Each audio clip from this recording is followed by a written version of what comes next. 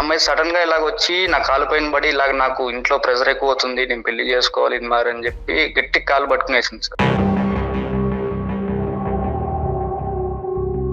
ఇంకా మీ అంత డీప్ గా అమ్మాయి ఎక్కడా కానీ నన్ను మోసం చేస్తుందని నాకు ఎప్పుడు అనిపించలేదు సార్. ఈ ఒక 1 వీక్ బ్యాక్ అయితే అసలు నాకు సడన్ గా వాట్సాప్ లో ఒక మెసేజ్ వచ్చింది సార్, ఆ అమ్మాయి నుంచి, శిరీష దగ్గర నుంచి. మళ్ళీ శిరీష దగ్గర నుంచా? అవును సార్.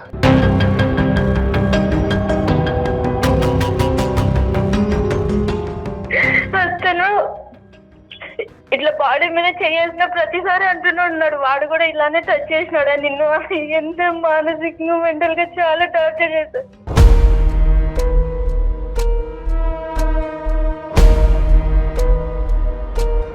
అంటే ఈ చిత్రహింస అంతా మాటల్లో అమ్మా, లేదంటే చేతలు కూడా ఉన్నాయా?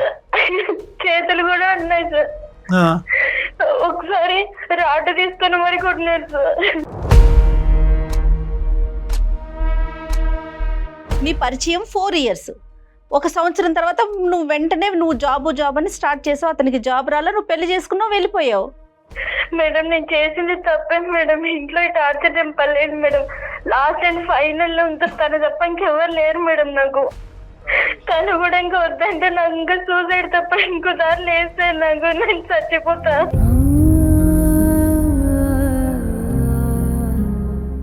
సార్ నేను ఎలాగైనా మా ఇంట్లో ఒప్పించి చేసుకుంటాను సార్. అమ్మాయి అలా బాధపడుతుంటే అసలు నేను చూడలేకపోతున్నా సార్. నాదే తప్పు, నిన్నప్పుడు వదిలిపెట్టి పోవడం.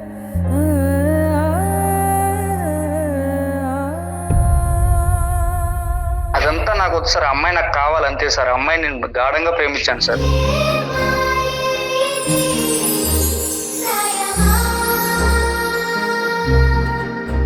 అందమైన జీవితం కార్యక్రమానికి స్వాగతం. నమస్తే కళ్యాణ్ గారు. నమస్తే జయ గారు. కళ్యాణ్ గారు, రాజేష్ అని మనకి వాట్సాప్ లోనే మెసేజ్ వచ్చిందండి. ప్రేమ వ్యవహారం అంటే అతని మెసేజ్ని బట్టి మాకు అనిపించింది ఏంటంటే మెచ్యూర్డ్ గానే ఉన్నాడు. ఏదో చిన్న పిల్లలు తెలిసి తెలియని వయసు అట్లా అనిపించలేదండి, మెచ్యూర్డ్ గానే అనిపించింది. బట్ అంటే చాలా మలుపులు తిరిగింది అనమాట. సో మీతో మాట్లాడాలి అనేసి పెట్టారు. సో ఏంటి మీరు వస్తారా, ఫోన్లో మాట్లాడతారా? నేను కనిపించను మేడం, నాకు కొంత ఇబ్బందులు ఉన్నాయి, సో కాల్లో అయితే నేను మాట్లాడతానని అన్నారు. నెంబర్ కూడా మనకి పాస్ ఆన్ చేశారు. మరి మీరు ఓకే అంటే నేను కాల్ చేసేస్తాను.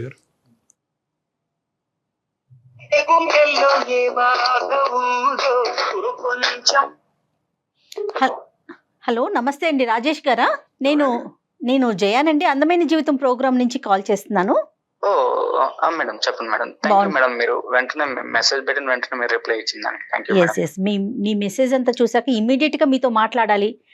డాక్టర్ కళ్యాణ్ చక్రవర్తి గారి సలహా సూచన చాలా అర్జెంట్ గా మీకు అవసరం అనిపించిందండి.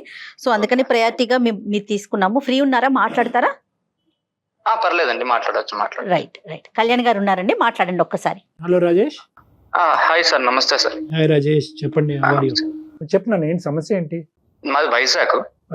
నేను ఒక అమ్మాయిని లవ్ చేశాను సార్, శిరీష అని అమ్మాయి పేరు.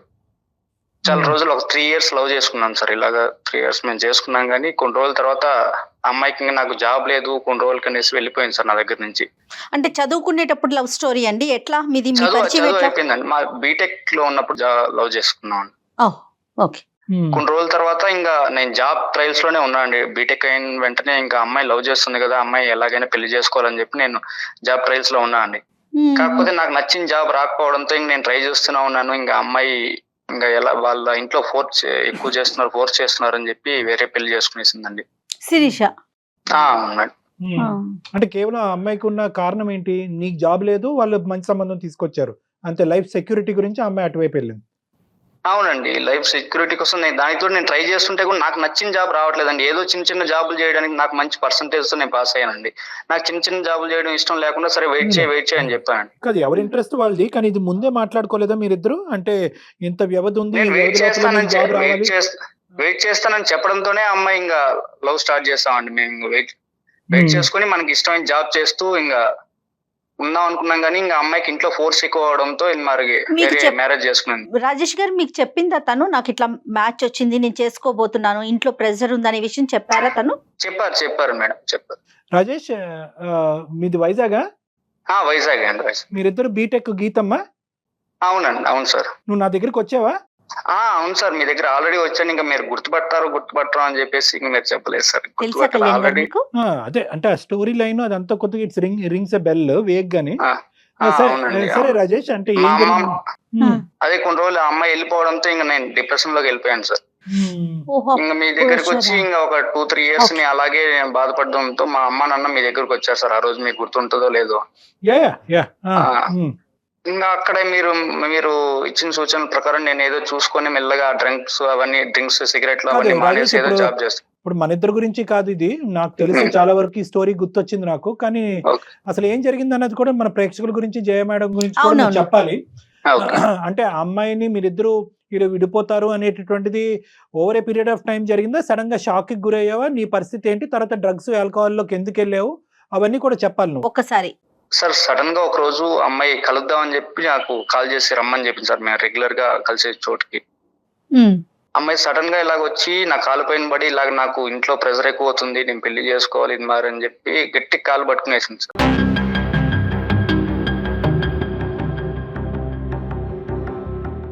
ఇంకా నాకు ఏం చేయాలి, ఏంటి నా పరిస్థితి ఏంటి అర్థం కావాలి. రోజు నార్మల్ గా మాట్లాడే అమ్మాయి ఈ రోజు ఏంటి ఇలా చేస్తుందని చెప్పి నాకు షాక్ లో ఉండిపోయాను. అమ్మాయి ఏడ్చి ఇలాగ నేను వెళ్ళిపోతాను ఇంక నీతో కాదని చెప్పేసి బాధపడి వెళ్ళిపోయింది.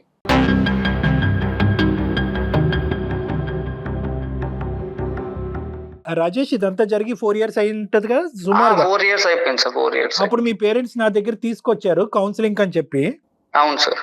తర్వాత అప్పుడే నీ పరిస్థితి చాలా భయంకరంగా ఉంది. If I remember correctly almost ఒక 20-25 days పాటు కంటిన్యూస్ గా మనం కౌన్సిలింగ్ చేసాము. అవును సార్. అవును సార్. ఏంటంటే ఈ అమ్మాయి విషయం కౌన్సిలింగ్ ఈ చేశారా అమ్మాయి కళ్యాణ్ గారు మీరు? విషయంలో ఈ అబ్బాయి ఆల్మోస్ట్ సూసైడ్ వరకు వెళ్ళిపోయాడు మేడం.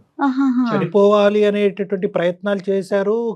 కళ్ళెదురుగుంటా కష్టపడి చదివించినటువంటి ఈ అబ్బాయి ఇలా అయిపోతున్నాడు ఏంటి అనేటటువంటిది ఆ తల్లిదండ్రులకు ఒక భయంకరమైనటువంటి బాధలో ఆ అమ్మాయిని దిగమింగుకోవటానికి, మర్చిపోవటానికి ఇతను డ్రగ్స్, ఆల్కహాల్, పగలనకనక రాత్రనక తాగుడు, ఇంకా రకరకాల వ్యవహారాలన్నీ కూడా నడిచి చచ్చిపోవలసినటువంటి మనిషి ఆ రోజు మనం చేసినటువంటి ఆ కౌన్సిలింగ్, ఆ ప్రయత్నం వల్ల మళ్ళీ జీవితాన్ని ప్రారంభించాడు. రాజేష్, అవునండి సార్ చెప్పిన వెంటనే నాకు మంచి కొన్ని రోజులు నేను జాబ్ చేసుకోవడం, ఒక 2-3 months లో జాబ్ రావడం, నాకు మంచిగా నేను యాడ్ ఏజెన్సీ పెట్టుకోవడం, సంతోషం. అలాగని ఇంట్లో వాళ్ళు కూడా కానీ బాగా. రాజేష్, అప్పుడు మనం మాట్లాడుకున్నప్పుడు ఇఫ్ ఐ రిమెంబర్ కరెక్ట్లీ ఆ అమ్మాయిని ఎక్కడా కూడా నువ్వు క్రూరంగా చూపెట్టలే. 3 years పాటు నడిచినటువంటి నీ ప్రయాణంలో ఆ అమ్మాయి మంచిది కాదనో, మోసం చేసిందనో ఇలాంటి మాటలు ఏమీ రాలేదు. ఎందుకంటావు? ఎందుకు అంటే అది మరి మా భాషలో అది మోసమే. ఇంకా అంత డీప్ గా అమ్మాయి ఎక్కడా గానీ నన్ను మోసం చేస్తుందని నాకు ఎప్పుడు అనిపించలేదు సార్. ఇంకా అమ్మాయి తప్పని పరిస్థితుల్లో అలా చేసింది అని చెప్పి నేను ఇంకా కామైపోయాను సార్. సరే, నువ్వు తర్వాత బయటపడ్డావు, ఆ బాధలోంచి బయటకు వచ్చావు, సెటిల్ అయ్యాను అంటున్నావు. ప్రస్తుతం ఏం చేస్తున్నావు రాజేష్? ప్రస్తుతం నేను వైజాగ్ లోనే యాడ్ ఏజెన్సీ పెట్టుకున్నాను సార్, కన్సల్టెన్సీ. వావ్, ఓకే, నీ సొంత బిజినెస్. Very good. అవును సార్. ఎలా నడుస్తుంది? పర్లేదు, అంతా బాగా నడుస్తుంది సార్ మీరు చెప్పింది. ఇప్పుడు ఏంటి మళ్ళీ కొంపతీసి ఇంకో అమ్మాయిని ఏమన్నా ప్రేమించావా? లేదు సార్, నేను ఈ మధ్యలో ఒక 1 week బ్యాక్ అయితే అసలు నాకు సడన్ గా వాట్సాప్ లో ఒక మెసేజ్ వచ్చింది సార్, ఆ అమ్మాయి నుంచి, శిరీష దగ్గర నుంచి.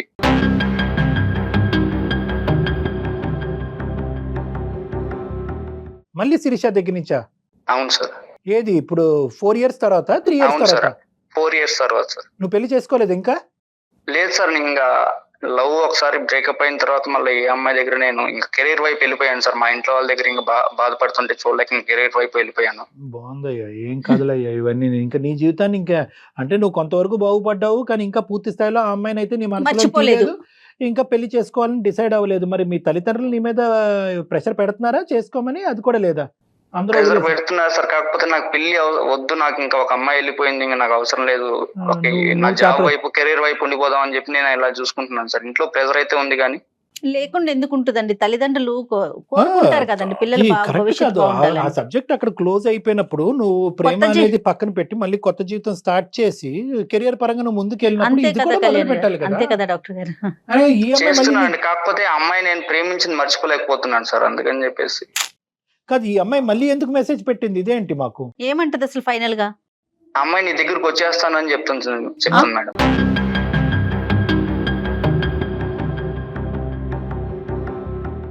ఏమనుకుంటుంది ఆ అమ్మాయి? ఇప్పుడు మమ్మల్ని ఏం చేయమంటావు? నాకేమో అమ్మాయి వస్తే నాకు పెళ్లి చేసుకుందాం ఉంది సార్. కాకపోతే నాకు ఏంటి వాళ్ళ పరిస్థితి ఏంటి, నా పరిస్థితి, మా ఇంట్లో వాళ్ళు అయితే అసలు చచ్చిపోతాం, నువ్వు ఆ అమ్మాయిని అసలు ఇన్ని రోజులు ఆ అమ్మాయి దగ్గర నుంచి అంతే కదండి. బయటపడ్డావు, ఇప్పుడు మళ్ళీ వెళ్తున్నావు ఆ అమ్మాయి దగ్గరికి అని చెప్పి, నువ్వు కానీ అమ్మాయితో మాట్లాడితేనే మేము సూసైడ్ చేసుకుంటాము, నువ్వు అసలు వెళ్ళొద్దు, ఎందుకు నువ్వు ఇన్ని రోజుల నుంచి గండం గట్టెక్కింది అనుకుంటే మళ్ళీ ఆ అమ్మాయి వచ్చిందా, ఎందుకు ఆ అమ్మాయి అసలు మాట్లాడొద్దు అని చెప్తున్నారు సార్. మీ పేరెంట్స్ వద్దంటున్నారు, నువ్వు నీ మనసు ఏం చెప్తోంది? నా మనసు అమ్మాయి వస్తే పర్వాలేదు, నేను ఎలాగో మేనేజ్ చేసుకుందాం, ఇంట్లో వాళ్ళతో మాట్లాడి నేను ఎలాగో సర్ది చెప్పుకుందాం అని చెప్పి నేను అనుకుంటున్నాను సార్. తనకి పిల్లలు ఉన్నారంటనా? ఒక అమ్మాయి ఉందండి. అమ్మాయి ఉంది, ఒక పాప. మరి కాదు, ఇప్పుడు పాప పుట్టింది అంటే ఏమంటది అమ్మాయి? అక్కడ విడాకులు తీసుకుని నీ దగ్గరకు వస్తానంటుందా, మనం పెళ్లి చేసుకుందాం అంటుందా, ఏమంటుంది? పెళ్లి చేసుకుందామని అంటుంది సార్. ఆ అమ్మాయి ఇంకా వాళ్ళ ఇంట్లో వాళ్ళు పెట్టే ప్రెజర్ కు నా వల్ల కావడం లేదు, నిన్ను వదిలేసి వచ్చిన దానికి ఇలా జరుగుతుంది. అన్ని ప్రతి అడుగు తప్పే. ఇది ఇప్పుడు వెనక ముందు చూసుకోకుండా ప్రేమించడం తప్పు, తల్లిదండ్రుల యొక్క ఆశయాలు ఆలోచించకుండా తప్పు, ప్రేమించుకోవటం తప్పు. వెనక ముందు చూసుకోకుండా అక్కడ ఏదో గొప్ప సంబంధం వచ్చింది, తల్లిదండ్రులు ఏదో అయిపోతారన్న ఉద్దేశంతో నిన్ను నడిబజార్లో వదిలేసి ఆమె పెళ్లి చేసుకోవటం తప్పు. ఈరోజు అక్కడ హింస భరించలేక మళ్ళీ నీ దగ్గరకు వచ్చి మళ్ళీ నువ్వే నాకు కావాలి అంటాం తప్పు. దానికి మించిన పెద్ద తప్పు ఏంటంటే, నువ్వు ఇంత కష్టపడి ఇందులోంచి బయటపడిన తర్వాత మళ్ళీ అదే బురదగుంటలోకి, సారీ ఇలా అంటున్నానని ఏం అనుకోవద్దు, మళ్ళీ అందులోకే దిగి మళ్ళీ ఇదే పరిస్థితి కొని తెచ్చుకోవటం అన్నిటికంటే పెద్ద తప్పు. ఇంకేం చేస్తాను సార్, అమ్మాయి బాధపడుతుంది, ఇంకా నాకు అమ్మాయి బాధపడుతుంటే అసలు చూడలేకపోతున్నాను సార్. అసలు 1 వీక్ నుంచి కాల్ చేసి ఇంకా రోజు ఏడుస్తుంది సార్. మీ అమ్మ నాన్న బాధపడితే చూడగలుగుతున్నావా? ఇంకా మా అమ్మ నాన్న ఎలాగో ఒకసారి మేనేజ్ చేసి ఏదో ఒకటి చేద్దామని నేను అనుకుంటున్నాను అదే సార్. మేనేజ్ అమ్మాయిని చేయలేరా? ఎట్లా కొట్లా కాంప్రమైజ్ చేసి నీ కాపురం నువ్వు చేసుకోమ్మా, పెళ్లి అయిపోయింది కదా, అట్లా ఆ టైప్ లో ఏమన్నా చెప్పి నేను అసలు చెప్పాను మేడం, ప్రాబ్లం ఏంటంటండి? సివియర్ గా ఉందా? చెప్తుందండి, నేను వెళ్ళిపోయాను, అప్పుడు నా తప్పు తెలుసుకున్నాను, ఇప్పుడు వస్తున్నాను, మళ్ళీ తిరిగి వస్తాను, నువ్వు యాక్సెప్ట్ చెయ్యని చెప్పి ఆ రోజు నువ్వు ఏదో నువ్వో గొయ్యో చూసుకుని చచ్చిపోయి ఉంటే కనుక ఎవరి దగ్గరికి వెళ్ళి ఉండేది ఈ అమ్మాయి? ఈ రోజు నువ్వు చచ్చిపోయేవాడు. అప్పుడు అప్పుడు మీ తల్లిదండ్రుల పరిస్థితి ఏంటి? 3 నుంచి 4 అటెంప్ట్లు చేసావు చచ్చిపోవటానికి. నువ్వు మీ తల్లిదండ్రులు తల నెత్తి నోరు బాదుకుని నిన్ను బలవంతంగా చేతులు కాళ్ళు కట్టేసి నా దగ్గర తీసుకొచ్చి కూర్చోపెట్టి కౌన్సిలింగ్ చేస్తే నువ్వు బట్టకట్టి ఈ రోజు బయటపడ్డావు. నీ జీవితంలో నువ్వు సెటిల్ అయ్యో. మళ్ళీ దెయ్యంలా దాపరిస్తే ఈ అమ్మాయి మళ్ళీ నీ జీవితంలో ఎలా? ఆమె చెప్తున్నాను సార్, మీ ఇంట్లో వాళ్ళతో ఇప్పుడు నువ్వు ఎలాగో ఒకసారి మేనేజ్ చేసుకో, ఉండు, నువ్వు పర్లేదు అని చెప్పి నిన్ను మర్చిపోయి ఉండిపోతాను, నాకేం ఇబ్బంది లేదు, నువ్వు ఉండంటుంటే కూడా బాధపడుతూ రోజు కాల్ చేసి ఇబ్బంది పడి, నాకు ఇంకా బాధగా ఉంది సార్. అమ్మాయి చూస్తుంటే ఇంకా ఆప్షన్ ఉందనుకుంటుందేమో తను. ఇప్పుడు ఆ అమ్మాయి రెడీగా ఉంది నీ దగ్గర రావడానికి, మళ్ళీ నీతో ప్రయాణం కొనసాగడానికి. తన తప్పు తను తెలుసుకుంది. ఆ అమ్మాయి కథ అయితే మనకు క్లియర్ కట్ గా అర్థమైంది. ఆ అమ్మాయి దొంగ బుద్ధితో వస్తుందా, మంచి ఆలోచనతో వస్తుందా, అది పక్కన పెడదాము. నువ్వేమనుకుంటున్నావు? నీ పరిస్థితి ఏంటి? ఆ అమ్మాయి ఆ రోజు కాల్ చేసిన వెంటనే ఎలా అయినా పర్లేదు, అమ్మాయి పెళ్లి అయిందా, పిల్లలు పుట్టారు, అవన్నీ నాకు అనవసరం సార్. అమ్మాయి నేను అంతలాగా ప్రేమించాను సార్, అంతలాగా ప్రేమించబట్టే సార్ ఆ రోజు నేను ఆ డ్రగ్స్ లోకి కానీ మందులోకి కానీ బానిస అయిపోయింది. అవును, ఇప్పుడు అసలు వాస్తవానికి నీకు కోపం రావాలి. ఆ అమ్మాయి నిన్ను ఆ పరిస్థితిలోకి తీసుకెళ్ళిందని. మరి నీకు కోపం వస్తుందా, ప్రేమ పుట్టుకొస్తుందా? అదంతా నాకు వద్దు సార్, అమ్మాయి నాకు కావాలంతే సార్. అమ్మాయి నేను గాఢంగా ప్రేమించాను సార్. అమ్మాయి ఎలాగున్నా పర్లేదు సార్. అమ్మాయి ఎలా ఉన్నా పర్వాలేదు, ఎలాగున్నా పర్లేదు, అమ్మాయి అక్కడ బాధపడుతుంటే నేను అసలు చూడలేకపోతున్నాను సార్. రోజు ఫోన్ చేసి బాధపడుతుంటే. పేరెంట్స్ ని ఒప్పించుకోగలరా డాక్టర్ గారు? మీరు చూసారు కదా పేరెంట్స్ ని, వాళ్ళ మనస్తత్వం ఎలా అనిపించింది మీకు? పేరెంట్స్ ని ఒప్పించేస్తారు మేడం, ఎందుకంటే ఇతను ఒకే ఒక కొడుకు, పంచ ప్రాణాలు కొడుకు అంటే. ఆ అబ్బాయి అంటే అంటే ఆ పేరెంట్స్ అతి పెద్ద సమస్య కాదు. ఈ రోజు ఈ అబ్బాయి ఎంత కష్టం మీద ఈ రోజు బయటపడ్డాడు. ఈ రోజు మళ్ళీ 4 సంవత్సరాల తర్వాత చచ్చిపోవాల్సిన మనిషి ఈ రోజు బ్రతికి బయట ఉండి మళ్ళీ అదే అందులోకే వెళ్తాను, ఆ అమ్మాయితో పాటే ఉంటాను అనేటటువంటిది. అసలు ఆ అమ్మాయి చెప్పే కథ అంతా నిజమని ఎలా అనుకుంటాం రాజేష్ మనం? ఆ అమ్మాయి నిజంగా అక్కడ నరకయాతన అనిపిస్తుందో లేదో, ఈ అమ్మాయిదే ఏమైనా తప్పు ఉందేమో ఇలా అంటున్నాను అనేది ఏం కాదు. కానీ లేదు సార్, అమ్మాయి కరెక్ట్ గానే ఉంది సార్. అమ్మాయిని బాధపడుతుందని చెప్పి నాకు చాలా సార్లు చెప్తూనే ఉంది సార్. అమ్మాయి బాధపడుతుంటే నేను అసలు చూడలేకపోతున్నాను అసలు. సరే, ఇప్పుడు ఏం చేద్దాం అంటావు? మాకెందుకు చేస్తావు? మళ్ళీ నీకు వార్నింగ్ ఇస్తున్నాను రాజేష్. నువ్వు మళ్ళీ తెలిసి మళ్ళీ ఇందులో దిగి మళ్ళీ డిప్రెషన్కో పిచ్చోడ్లోగా అయ్యి మళ్ళీ తాగుడుకో డ్రగ్స్కో బానిస అయితే కనుక నేను కాదు కదా ప్రపంచంలో ఏ సైకియాట్రిస్ట్ నేను బయట వేయలేడు. ఇది నీకు లాస్ట్ అండ్ ఫైనల్ అవకాశం. బాగా ఆలోచించే మాకు చేసావని మేము అనుకుంటున్నాం సార్. ఆలోచించి ఒక్కసారి నేను కాన్ఫరెన్స్ పెడతాను, ఒక్కసారి మాట్లాడండి సార్, ఎలాగైనా మమ్మల్ని కలపండి సార్. కలిసే కాన్సెప్ట్ లోనే ఉన్నాడు రాజేష్. ఎక్కడుంది ఆ అమ్మాయి ప్రస్తుతం? అమ్మాయి వాళ్ళు చెన్నైలోనే ఉంది సార్, వాళ్ళ ఇంట్లోనే ఉంది. చెన్నైలో ఉంటారు వాళ్ళు. సరే కలపండి. ఆ అమ్మాయి పేరు శిరీష సార్. ఓకే, కలపండి, ట్రై చేద్దాం. అసలు ఏమనుకుంటుందో. చాలా డేంజర్ అమ్మా ఇది. ఏంటంటే అసలు ఒక మనిషి స్వచ్ఛంగా చాలా నీతివంతుల్లాగా ప్రేమించినటువంటి ఒక వ్యక్తి ఆ ప్రేమ విరిగిన తర్వాత అందులో బయటపడటం అనేది చాలా కష్టం. ఆ హెవీనెస్ ఉంటుంది చూడండి, అది ప్రపంచంలో అన్నిటికంటే పెద్ద డిప్రెషన్ అని నేను అనుకుంటున్నాను. దాన్ని గ్రీఫ్ అంటారు. అంటే ఒక మనిషి చనిపోతే ఎంత బాధ ఉంటుందో అంత బాధ ఉంటుంది. హలో కన్నా, హలో కన్నా చాలా సేపటి నుంచి నీ కాల్ కోసమే వెయిట్ చేస్తున్నా. ఇంత టెన్షన్ పడినాను తెలుసా, కాల్ చేస్తావో లేదో అని. శిరీష, నేను అందమైన జీవితం అనే ప్రోగ్రామ్ కళ్యాణ్ చక్రవర్తి గారు మాట్లాడుతున్నారు, కాన్ఫరెన్స్ లో ఉన్నారు, ఒకసారి మాట్లాడతారండి. ఓకే కన్నా. అమ్మ కన్నాని ముద్దుగా పిలుచుకుంటావా మీ రాజేష్ ని? అవును సార్, కన్నా అని పిలుస్తా. అతని కలవని 4 సంవత్సరాలు కూడా మీ ఇంట్లో కన్నా కన్నా అనే స్మరిస్తున్నావా? ఓకేనమ్మా. సార్ తన గురించి అయితే ఆలోచిస్తూనే ఉన్నా సార్. 4 years ఎంత కష్టం పడుతున్నాను నాకే తెలుసు సార్. అది కాదమ్మా, నేను ఒకే ఒక పాయింట్ నిన్ను అడుగుతున్నాను శిరీష. ఈ అబ్బాయి చాలా అంటే చాలా భయంకరమైనటువంటి మానసిక పరిస్థితుల్లోంచి మేము కింద మీద పడి ఈ అబ్బాయికి మళ్ళీ ఇంకో పునర్జన్మ ఇచ్చినటువంటి వాళ్ళం అయ్యాము. వాళ్ళ తల్లిదండ్రులకి చాలా నేరోగా ఒక భయంకరమైనటువంటి పరిస్థితిలో మిస్ అయ్యి ఈరోజు మళ్ళీ ఆ కొడుకు స్థిరపడ్డాడు, హ్యాపీగా ఉన్నాడు అనేటటువంటి ఒక ఆనందంలో ఉన్నారు వాళ్ళు ఈ 4 years బట్టి. ఏం జరిగింది, ఎలా జరిగింది అనేది అంతా నీకు తెలుసు. నీకు తెలియనటువంటి కథ ఏమీ కాదు కదమ్మా శిరీష? అవును సార్. మరి నువ్వు కాదు వద్దు అని అనుకున్నటువంటి వ్యక్తిని ఈ రోజు మళ్ళీ కావాలని ఎందుకు అనుకుంటున్నారు? సార్ నేను చేసింది నిజంగా తప్పే సార్, కానీ నేను తనకి చెప్తూనే ఉన్నా జాబ్ తెచ్చుకో మ్యారేజ్ చేసుకుందామని. కానీ మ్యారేజ్ టైంకి ఇంకా తనకి ఎంత చెప్పినా కూడా వినలేదు సార్. సెటిల్ ఏ అమ్మాయినా సెటిల్ అయిన అబ్బాయినే కదా సార్ కావాలనుకునేది. అలానే నేను కూడా ఒక ప్రాక్టికల్ అమ్మాయి లాగానే ఆలోచించిన. సెటిల్ అయిన అబ్బాయిని చేసుకొని ఇంట్లో కూడా ఫోర్స్ వస్తుండింది సార్. మరి మీరు వెయిట్ చేయాల్సింది కదా, మీకు అంత ఇష్టం అంత ప్రేమ ఉన్నప్పుడు. మేడం నేను 3 years నుంచి మేడం నేను తనకి ఎంతగా చెప్తున్నాను. తను కూడా మీ పరిచయం 4 years కాదమ్మా, మీ పరిచయం 4 years.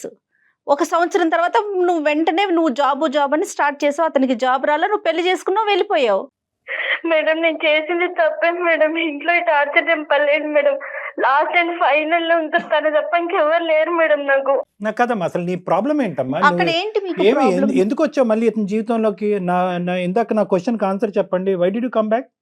ఎందుకు మళ్ళీ కావాలనుకుంటున్నావు కన్నాని? సార్ నేను మ్యారేజ్ అయిన ఫస్ట్ రోజే మా హస్బెండ్ అడిగారు సార్, నీకేమైనా లవ్ అఫైర్స్ ఉన్నాయా అలా ఇలా అని అడిగారు. తను ప్రాక్టికల్ గా ఆలోచిస్తున్నాడు కదా అన్నట్టు నేను అవును ఇలా ఉండింది అని చెప్పాను సార్. ఓకే, అప్పటి నుంచి ఇంకా స్టార్ట్ అయింది సార్. ఇంట్లో వాళ్ళు అంతే సార్, తను అంతే.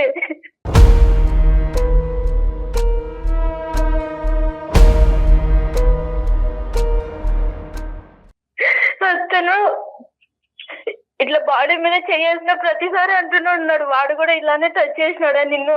ఎంత మానసికంగా మెంటల్ గా చాలా టార్చర్ చేశారు.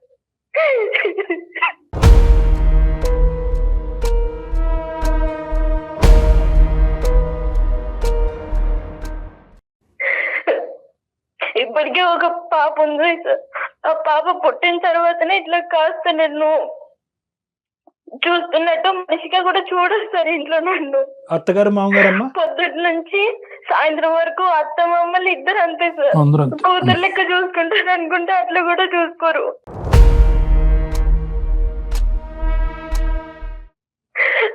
మళ్ళీ సాయంత్రం మా ఆయన రాగానే తనకు కూడా లేనిపోనేవన్నీ చెప్పి నన్ను ఇంకా తిట్టేయడం కొట్టడం ఇదంతా ఇప్పటికీ జరుగుతూనే ఉంది సార్. అంటే ఈ చిత్రహింస అంతా మాటల్లో అమ్మా, లేదంటే చేతలు కూడా ఉన్నాయా? చేతులు కూడా ఉన్నాయి సార్. ఒకసారి రాటు తీసుకొని మరి కొట్టినారు సార్. ఇది ఒక్కటే కారణం అమ్మా? కేవలం సార్ మీరే ఏదో ఒకటి చేయాలి. అది కదమ్మా, ఇప్పుడు ఎందుకు ఈ నిర్ణయం తీసుకున్నావు? అంటే నీ కన్నా అనే వ్యక్తి ఇంకా పెళ్లి కాకుండా ఉన్నాడు అనేది నీకు తెలుసా?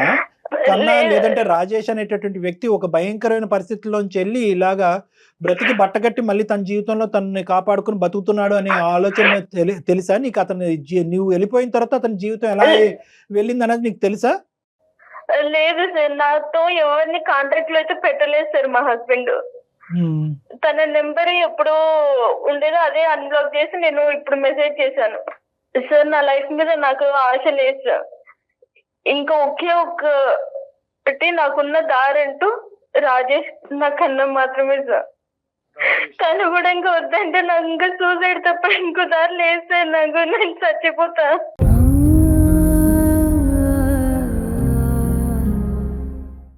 కన్నా ఉంటేనే నా జీవితం, కన్నా లేకపోతే నేను సూసైడ్ చేసుకుంటానంటే కనుక నీ గురించే కన్నా 4 సంవత్సరాల క్రితం సూసైడ్ చేసుకుందాం అనుకున్నా.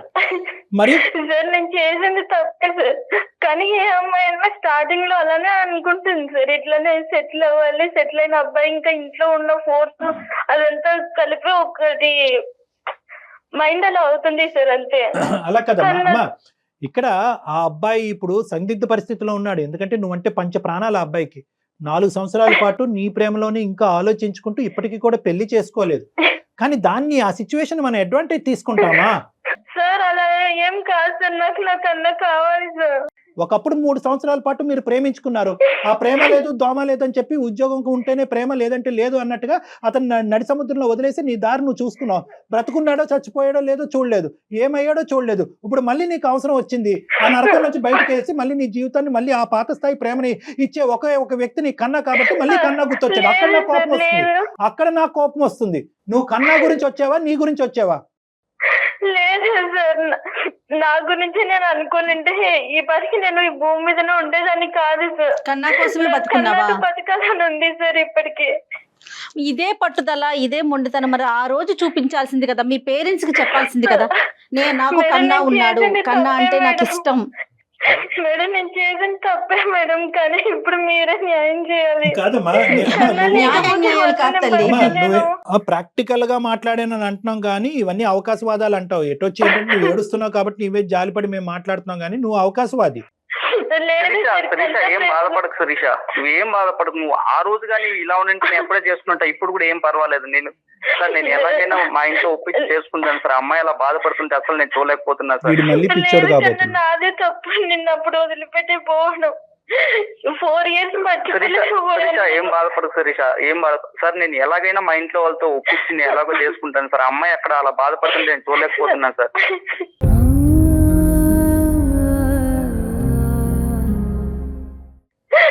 కాదు శిరీష, ఏడో అమ్మా శిరీష, నేను ఒక 2 నిమిషాలు మాట్లాడచ్చా? చెప్పండి సార్. మీ ప్రేమకి ఏమి నేను వ్యతిరేకను కాదు, ఓకే, మీ భవిష్యత్తులకి నేను వ్యతిరేకను కాదు. నాకు కన్నా యొక్క భవిష్యత్తు కూడా ఇంపార్టెంట్. ఎందుకంటే కనుక అతను ఈ రోజు బ్రతికి బయటపడ్డాడు. 1-10 సార్లు చెప్తున్నాను. ఎందుకంటే అతను గెడ్డాలు పెంచుకుని పిచ్చోడు లెక్క ఉంటూ తాగుడుకు బానిసయ్యి ఈడ్చుకుని 2 కాళ్ళు 2 చేతులు కట్టేసి వాళ్ళ తల్లిదండ్రులు నా దగ్గర తీసుకొచ్చారమ్మా. ఆ సన్నివేశం నువ్వు ఒక్కసారి చూస్తే కనుక నీకు అర్థం అవుతుంది. నీ తప్పైపోయింది అని చెప్పి మీరు అందరూ చాలా సింపుల్ గా మాట్లాడేస్తారు. అవసరానికి ఏది పట్టుకోవాలో మీరు అది పట్టుకుంటారు, మీకు బాగానే అలవాటు. నేను ఈ రోజు లేదు, అప్పుడు ఫ్యామిలీ గురించి నేను తనని దూరం పెట్టాల్సి వచ్చింది, కానీ తనంటే ఇష్టం లేక కాదు సార్. అమ్మ, ప్రేమించినప్పుడు ఎవరో ఒకరిని దూరం పెట్టాలి. ప్రేమ అనేటటువంటిది వచ్చినప్పుడు పోరాటం తప్పదు, త్యాగాలు తప్పదు. సార్ నేను తనకి చెప్తూనే ఉన్నాను సార్, అడుక్కు తిని పోషిస్తాడమ్మా నిన్ను. నీకేంటమ్మా ప్రాబ్లము? నీ ప్రేమను కాపాడుకో. చేసింది తప్పే ఒప్పుకుంటున్నాను సార్, కానీ నాకు తను కావాలి సార్. అమ్మ, తప్పు 2 తప్పులు అవ్వకూడదు అని చెప్పి నేను ఈ రోజు ఈ విధంగా మాట్లాడుతున్నాను. మీ ప్రేమకు వ్యతిరేకం కాదు, తప్పు 2 తప్పులు అవ్వకూడదు. ఇక్కడ మీ ఆయన కుటుంబం ఉంది, మీ అత్తారిల్లు ఉంది, మీ అమ్మ నాన్న ఉంది, పాప ఉంది, అటువైపు వాడు అమ్మ నాన్న ఉన్నారు. ఇప్పుడు ఒప్పుకుంటారా? ఎంతమందిని ఒప్పిస్తారు? సార్ ఏం పర్లేదు సార్, నేను ఇంకొకసారి కావాలంటే అక్కడ వెళ్ళడానికి నేను సిద్ధంగానే ఉన్నాను. కానీ శిరీష అది మరి చూస్తుంటే దేనికన్నా రెడీ అయ్యి, శిరీషకి 10 మంది పిల్లలున్నా రెడీ అయ్యి, ఏదన్నా రెడీ అయ్యి. వాళ్ళందరూ వచ్చి నిన్ను నరికి నీకు ఉప్పు కారం రాస్తారు వాళ్ళందరూ కలిపి. అర్థం అవుతుందా? నువ్వేమనుకుంటున్నావు? నీ తల్లిదండ్రులు పడిన బాధ డాక్టర్ గారికి తెలుసమ్మా. నీ కండిషన్ లో నీకేం తెలుసు? నువ్వు కాసేపు ఆగు బాబు కన్నా, నువ్వు ఒక 2 నిమిషాలు ఆగు. నీకు బ్రెయిన్ వర్కౌట్ అవ్వట్లేదు. నువ్వు అప్పుడు చేసిన తప్పే మళ్ళీ చూడలేకపోతున్నాను. ఆ చిత్రహింసల నుంచి బయటెట్టడానికి మాకు ఒక మార్గం ఉంది, మాకు ఒక అనుభవం ఉంది, మాకు ఒక ఆలోచన ఉంది. నీ ప్రేమ గొప్పదే. ఆ ప్రేమ అప్పుడే తెగిపోయింది, అప్పుడే అన్యాయానికి గురైంది. దాన్ని ఎందుకు మళ్ళీ ఇప్పుడు రివైవ్ చేసి మళ్ళీ దానికి ప్రాణం పోస్తారు? Sir please sir, 4 years marriage అయినా కూడా కన్నాను తెలుసుకుని రోజు అంటూ లేదు సార్ నా లైఫ్ లో. ఎక్కడున్నావమ్మా? ఆలోచించుకుంటూ కూర్చున్నావు అంతే. నువ్వు ఆలోచించుకుంటూ కూర్చున్నావు. నువ్వు కంఫర్ట్ జోన్ లో లేకపోతే నీకు రాజేష్ గుర్తొస్తాడా? లేదు ఆ మేడం. పిచ్చోడేమో నాకు అయినా పర్వాలేదు అంటాడు ఆ పిచ్చోడు. నిజంగా అనకూడదేమో ఈ మాట గాని. లేదు నిజంగా ఇది ఒక నిజంగా పిచ్చితనమే మేడం. ఇది రాజేష్ విషయంలో పిచ్చితనం. అమ్మ ఒకటమ్మా, మెచ్యూరిటీలు ఒకటి- ఉండాలి. అమ్మా. చేస్తున్నా పర్లేదు మేడం, నాకు అమ్మాయి ఇలా బాధపడుతుంటే చూడలేకపోతున్నాను నువ్వు మేడం. బాధపడితే చూడలేవు. ఆ అమ్మాయికి 10 మంది పిల్లలు ఉన్నా ఓకే, వాళ్ళ ఆయన వచ్చి నిన్ను తన్నా కూడా నీకు ఓకే. నీ కన్న తల్లిదండ్రుల గురించి మాత్రం వద్దు నీకు. ఆలోచించావు. వాళ్ళు ఏమైపోతారన్న ఆలోచన లేదు, ఏమీ లేదు నీకు. నువ్వు ఒక 2 నిమిషాలు ఆగు అమ్మా. నువ్వు ఏడవకుండా 1 నిమిషం వెయిట్ చేయమ్మా. నువ్వు ఏడవకుండా ఒకే 1 నిమిషం వెయిట్ చేయి. మీరు పెళ్లి కాకముందు మీరు ఎంతన్నా పోరాటం చేయండి. పెళ్లి అయ్యి ఒక ఇంటికి ఇల్లాలు అయిన తర్వాత, అక్కడ ఒక బిడ్డను కన్నా తర్వాత ఆ కుటుంబాన్ని ఎలా రెక్టిఫై చేద్దాం, ఆ మ్యారేజ్ ఇష్యూని ఎలా రెక్టిఫై చేద్దాం అని చూద్దాం. సార్ తన లైఫ్ స్పాయిల్ చేయడానికి నేను తన శత్రువుని కాదగలుగుతాను సార్. తన ప్రాణం కన్నా ఎక్కువ ఇష్టమైన అమ్మాయిని సార్.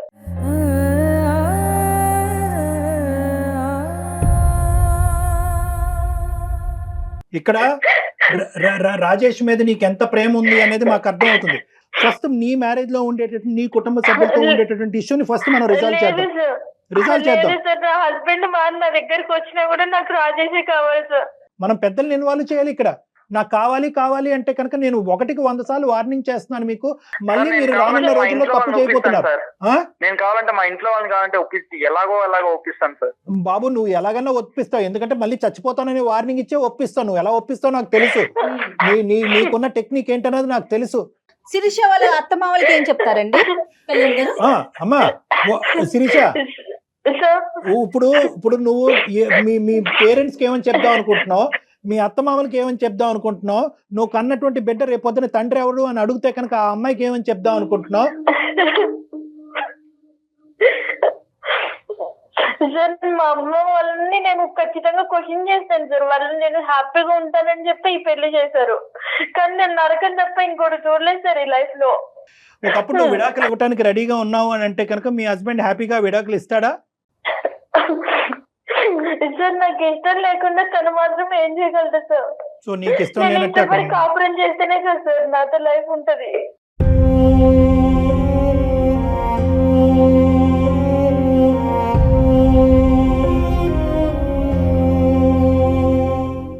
సరే అమ్మ, ఇప్పుడు ఏం చేద్దాం అని అంటావు? ఏ విధంగా దీన్ని ముందుకు తీసుకెళ్ళాలి అనేది నీ ఉద్దేశం? సార్ వాళ్ళ పేరెంట్స్ మీరే ఎలాగైనా కన్విన్స్ చేయొచ్చు. ఎవరి పేరెంట్స్ ని? మా పేరెంట్స్ నేను ఎలాగైనా మాట్లాడతాను సార్. మీరు కూడా కొద్దిగా మాట్లాడి చెప్పండి సార్. వాళ్ళతో మాట్లాడతాను, అది నేను మాట్లాడతాను. కానీ ఇక్కడ ఈ అమ్మాయి డీల్ చేయవలసినటువంటి సినారియోస్ చాలా ఉన్నాయి. ఇక్కడ ఏంటంటే భర్తని ఒప్పించగలగాలి, తల్లిదండ్రుల్ని ఒప్పించగలగాలి, అత్తమామల్ని ఒప్పించగలగాలి. నేనేమంటున్నానంటే కాస్త నీ పేరెంట్స్ని ఒప్పించడం, ఏది కన్నా రాజేష్, నీ పేరెంట్స్ని ఒప్పించడం ఇది చాలా సెకండరీ అండ్ చాలా చిన్న ఇష్యూ.